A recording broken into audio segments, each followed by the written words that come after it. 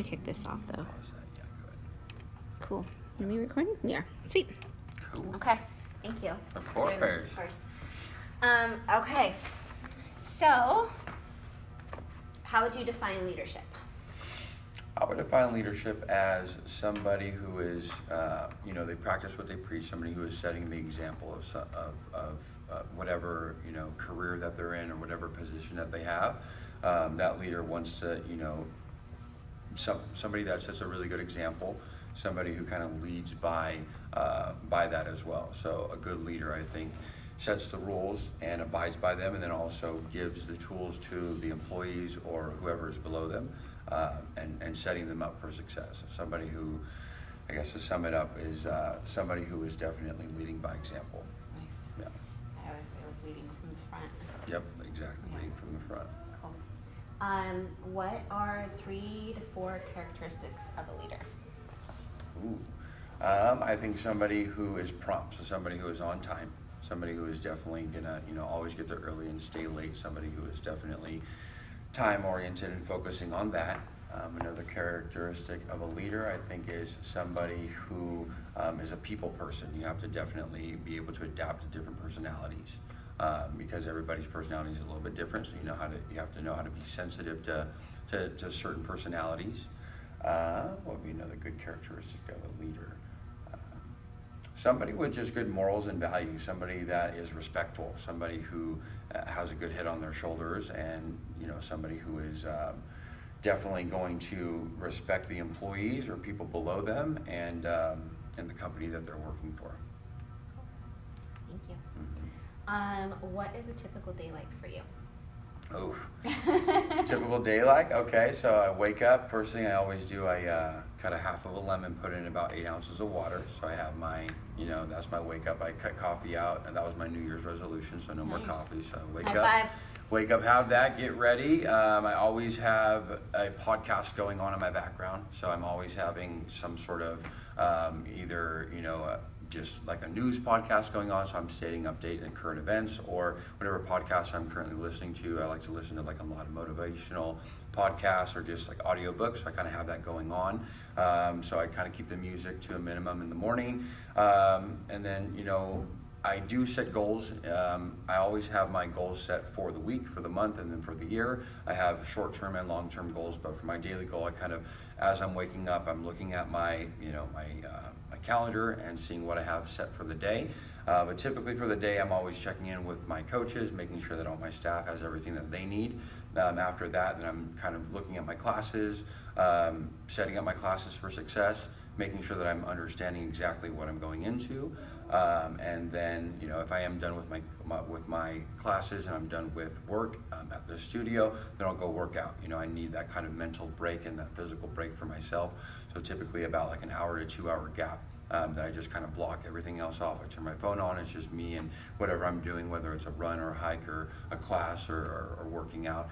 And then as I get closer towards dinner time, then I do try to wind down. I do try to kind of cut the electronics off, kind of prep my brain for sleep time.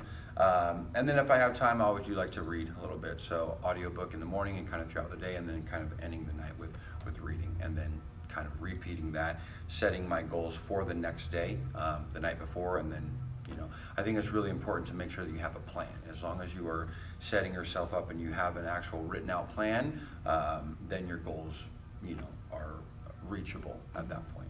Cool. What are you reading right now? Right now, what am I reading? I'm doing an audiobook. It's a podcast, so short story long. Okay.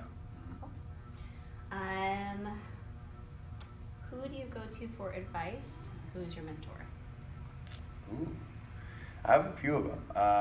One of the mentors that I've known for a few years now, probably about like 6 years, I met in the Bay Area. Her name is Cheryl Garcia. I met her through Orange Theory, actually. She's an accountant for a few different startups, but she's my mentor. When it comes to like the business side of things, she really understands numbers and stuff, and that's not my strong suit. So I definitely go to Cheryl for anything when it comes to like business plans and learning different numbers and stuff. And then my other mentor, kind of like my dad passed away when I was younger, so one of my other mentors, his name is Tanner.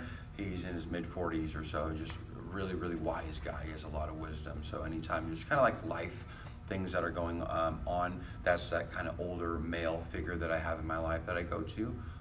So Cheryl and Tanner are my mentors. Cool. You're pretty close with your mom too, right? Yeah. Yeah.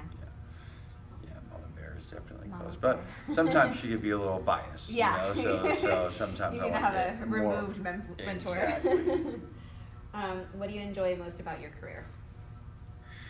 I'm a people person, so just being around all my different employees, meeting people, and helping them grow. So I love developing people, definitely. I love, seeing people kind of come in and not know much about it, and knowing that I have so much influence on them to help them, and just giving them the different tools so they could succeed.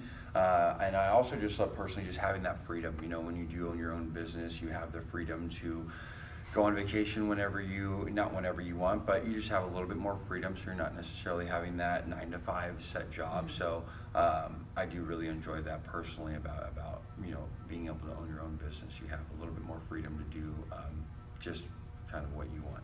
Prioritize where you put your energy. Mhm. That's nice. What are some of your challenges that you face in your career? Challenges I face in my career? I think personal challenges that I face is I just don't want to ever become stagnant. I want to always continue to grow. So I guess sometimes whenever you don't have that next business plan coming up or planned out, I think I struggle sometimes on becoming, I don't want to say I become complacent, but I get kind of worried about, okay, well, I want to do this, and whether we're looking at a new site, or that space isn't available, or whatever kind of happens. I think I kind of worry a little bit on that, and just making sure that I'm continuing to just focus on the next thing. I want to make sure that I'm always kind of focusing on that. And then another thing would be for employees. I think sometimes if there's any tension in between employees, then that kind of muddles things up. So making sure that I'm addressing that to the employees, pulling them out one-on-one, and having that kind of heart-to-heart with them, and seeing if there's anything that I could do to help them, because one bad person could kind of spoil the whole group. So I want to make sure that everybody, we're keeping the continuity and the friendship and the relationships on a high note. So if the employees ever have any struggle, then I want to make sure that I'm helping them out as well. What immediately comes to mind when you hear the word success? Success, financial freedom. So, being able to do what you want when you want, when it comes to whether it's with your family and friends, and buying your loved ones something, or buying that house you've always dreamed for, or getting that dream car. So to me, financially freedom, and I know that money doesn't necessarily bring happiness, but I know that it does make things easier to work, because I just want to be able to provide. I want to be able to provide for my friends, my family, my loved ones, and my future kids too. Being able to give them and set them up for success, putting them in a really good school, and being able just to provide for them. I think that growing up, we always look back and we say, well, we want a better upbringing, or childhood, or better than what we had as when we were growing up. So I just want to make sure that I'm able to provide that for them. But then also doing what you're really happy doing. I think when you wake up and you're really excited about going to work, it's not really work. You never feel like you're actually working. So success is being able to kind of be financially stable and free, and then also finding that passion about something that you're really, really passionate about doing. And last one, what would you give, what advice would you give to aspiring young leaders? For what in leaders? Aspiring. Okay, aspiring leaders. What advice would you give to an aspiring young leader? Okay. It's very tiny font. Yeah. Definitely, I think people getting a mentor. So you want to have somebody that you look up to, right? So somebody that you think is successful, or maybe it's your boss, or just somebody that who may be a little bit older than you, maybe a little bit wiser than you. So putting yourself under them, finding that person that is going to take you under their wing, because there are people out there, everybody is out there, to where you can find that person who wants to help you develop as a younger person, or just in that field if they have expertise in it. So definitely getting under somebody who is going to help you, because if you know they've done certain things and they have regimens and tools to get them and got them to where they are and to be successful. So finding out what you want to do and then finding that person who can kind of help develop you. And then just really practicing it. You know, if you have to practice being a leader, you have to, whether it's, you know, you're kind of practicing at home with your family members or your siblings or your friends, or you have to kind of, I think leaders really have that born in them though. I think you can definitely develop leaders, but some people have it, some people don't. But if you don't have it and you are still looking to become a leader, you definitely need to make sure that you're having tools and a plan to practice it. And then putting that into play. And then just one thing that I always make sure that I practice is I'm listening. I try to listen more than I respond. So when people are coming to me, I'm just really focusing on taking it in. And that was something that I did struggle with when I was a little bit younger.